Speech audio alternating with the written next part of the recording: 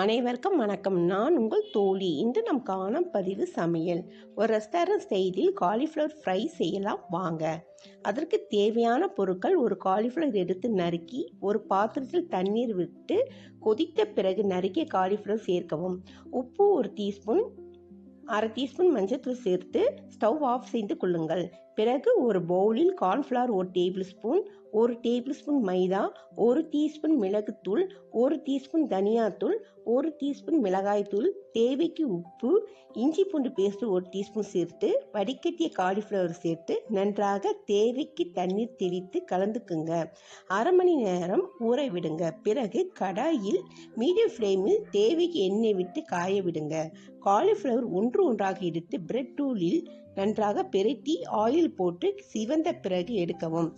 இதை ஒரு சர்விங் பவுலில் வைத்து டொமேட்டோ கெச்சப்பை வைத்து பிள்ளைங்களுக்கு கொடுத்து பாருங்க. பிறகு எப்பொழுதும் இந்த ரெசிபியை தான் விரும்பி கேட்பார்கள். நன்றி.